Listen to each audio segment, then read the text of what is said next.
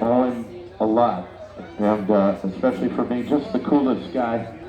And I don't know if I should say this on a microphone, but one of the last times I talked to Bob on the phone, I called him up to see how he and his dog Rutley were doing because she got hit by a car and he was nursing her back to health. At the end of the phone call, he said, "You know, I love you, Tim." I go, "I love you too, Bob." He goes, "I don't want to F you, but I love you." That was Bob. A really cool dude, as you all know. Anyway, I'll turn this over to someone else. Okay, where's David? Are you going to be here, David? Hello. Okay, as I said, I'm going to read because... What? So as I said, I'm going to read because I'm not used to doing this and I'm shaking like a fourth grader. Anyway, That's what Valium's for. Lynn and I, Roberta, really want to thank all of you guys for coming and honoring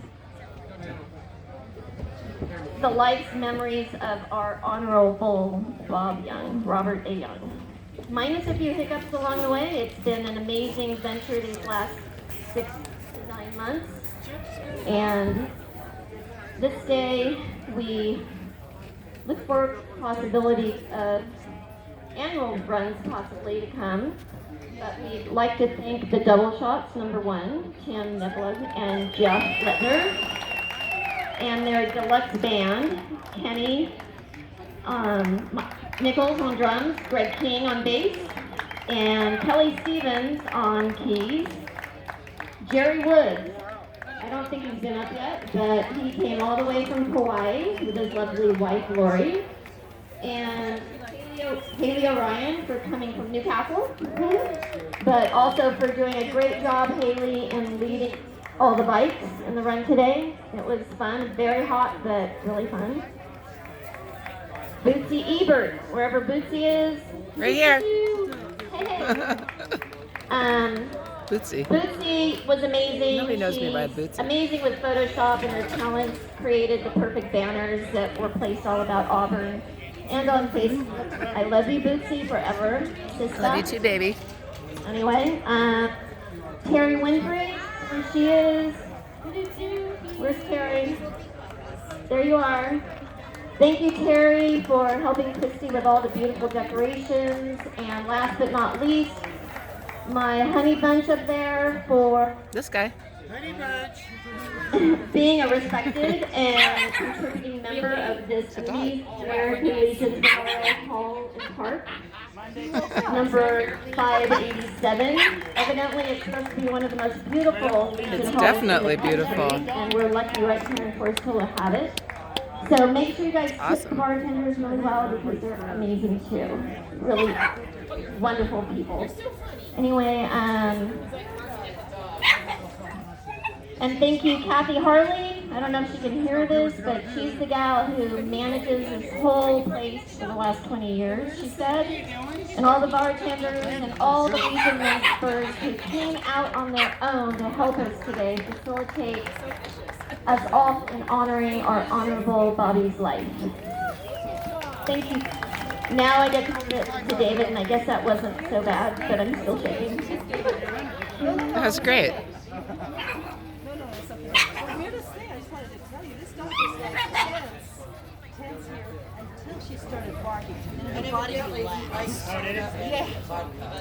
I'm a crybaby. I came prepared. David.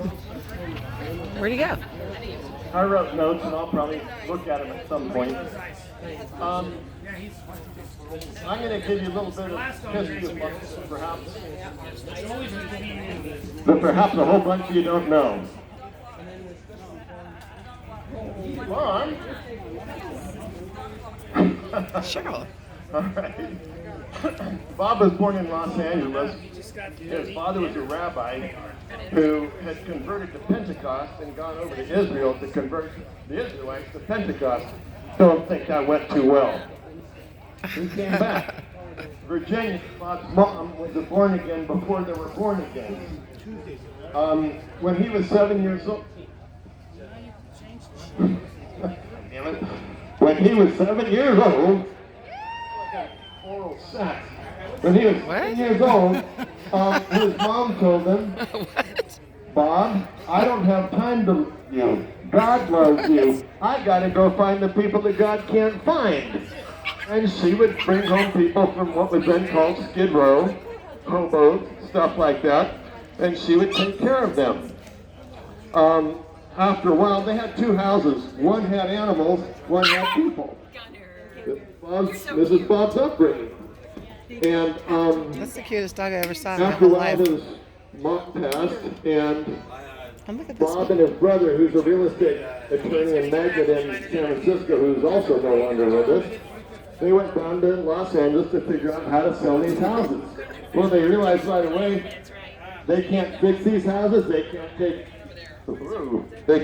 out the sheetrock. They can't take out the flooring. It's still gonna stink He's behind a tree. because she had brought in so many people for decades. It flat stunk. So they ended up mowing the house down. When they got to Bob's bedroom, the guy started knocking down the sheetrock, and they discovered that there were tons and tons of little squares of paper exactly the size of Post-its, only it was pre-Post-its. And there were hundreds and hundreds of them. And you got to keep in mind Bob's base, Bob's nucleus, where he came from. Each one of the pieces of paper said exactly the same thing. Dear God, if you will forgive me for masturbating tonight, I promise I'll never do it again. There were so many of them that if he had dated them, he could have had a fucking calendar. That was Bob, right there. I never That heard was that Bob. one before. I met Bob for the first time when I was So in funny. my early to mid-20s. And I was doing some field work for my master's. And I was up in Auburn doing So funny. a program director for a place called Auburn Awareness House. It was your typical, Nice. keep in mind, this is the 70s, early 70s. It was your typical drug abuse hippie drop-in center. And I asked him if he would consider doing a free legal clinic on Wednesday nights.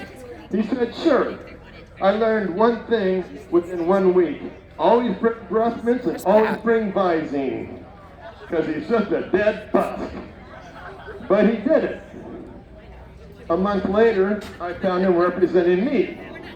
I was looking at some rather horrible charges from more than one country, so it's not too hard to figure that one out. And there were no offers, there were no deals. Where'd he go? Bob, after 3 years, got me out all that stuff, which was 40 years, by the way. He didn't do it because he was the greatest legal beagle in the world. He did it because of his incredible ability to connect people. And that's what he did. He connected with DAs. He connected with judges. He connected with everybody that needed to be connected with. And he did that with every single case. Tim, the guy you just heard talking before me, it didn't matter what the case was. It could have been jaywalking or murder. Everybody got the same amount of attention. All of his heart, all of his soul. That was Bob. On TV.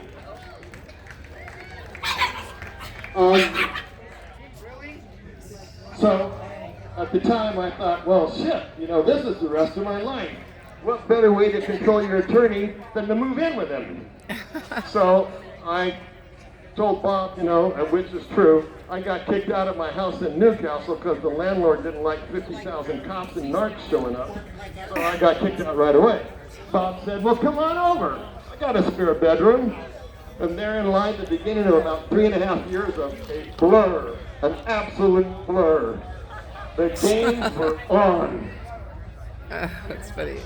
I don't know how much of that I want to get into, but they were crazy years, let me tell you.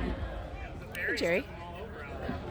So, during that time I was his alarm clock, and you could have put a bullhorn to his ear. That boy did not wake up. You had to sometimes carry him to the car. There was one time that we couldn't get any of the cars to start, and so he was half awake, half asleep. He threw some clothes on, threw the judge's robe on, couldn't find a helmet, only one bike would start, the 47. And so he was heading down 80 to Loomis. And somebody from People magazine, from what I understand, drove by him. And here they saw this guy with one of those big old Italian iron helmets with the robes a-flapping on an old 47. And she took a picture. I'm still trying to find it. I think it's in Bob's trailer somewhere, but God knows where. That was cool. That was my favorite piece of Bob. He was on I've Got a Secret, To Tell the Truth. Hundreds and hundreds and hundreds of magazines written on him. He's one of two people, attorneys that you study in law school. And what else? What did Bob do for me? When I first moved in there, I thought, well, no problem. If I get out of this, I'll never have to work a day in my life. Didn't matter. But that wasn't what Bob had in mind. After a while, he stopped taking my money, and I stopped driving cars in. And he said, this is my fee. You got to turn your life around if you want me to continue to represent you. I said, Bob, you're my best friend. I'm living with you. What do you mean? He said, you got to do something if we get out of this. So basically, he taught me how to live. He gave me direction. He taught me how to forgive. And you know how come he did that? Because every single person that Bob touched walked away lighter. He was the ultimate sinner. You could walk into his office weighing 1,000 pounds, and by the time you walked out, you were down to 200. That's the weight that he took off of people. He just did it. For those of you that don't know what a sin eater...